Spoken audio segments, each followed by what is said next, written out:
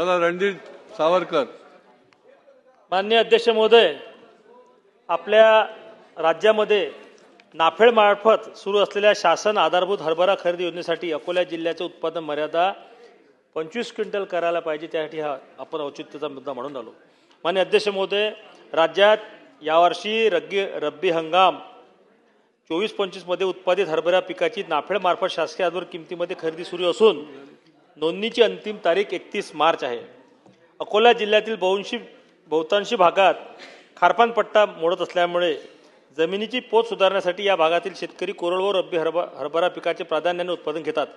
याशिवाय या क्षेत्रात हरभरा पिकांचे उत्पादन सुद्धा मोठ्या प्रमाणात होते.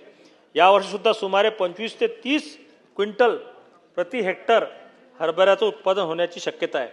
परंतु शासकीय आधारभूत किंमत खरेदी योजनेमध्ये यावर्षी अकोला जिल्ह्यासाठी फक्त 15 क्विंटल 16 किलो प्रति हेक्टर उत्पादन मर्यादा शासनाने निश्चित केली आहे. सदर उत्पादन मर्यादा कमी असल्याने त्यामध्ये वाढ करून किमान 25 क्विंटल प्रति हेक्टर उत्पादन मर्यादा निश्चित करणे आवश्यक आहे. जिल्ह्याच्या लगत असलेल्या बुलढाणा, अध्यक्ष महोदय, हा फार महत्त्वाचा विषय आहे. जिल्ह्याच्या लगत असलेल्या बुलढाणा जिल्ह्याची उत्पादक क्षमता 19 क्विंटल केली, अमरावतीची 25 क्विंटल केली आणि अकोल्याची उत्पादन मर्यादा 15 क्विंटल करून टाकली. हा अन्याय.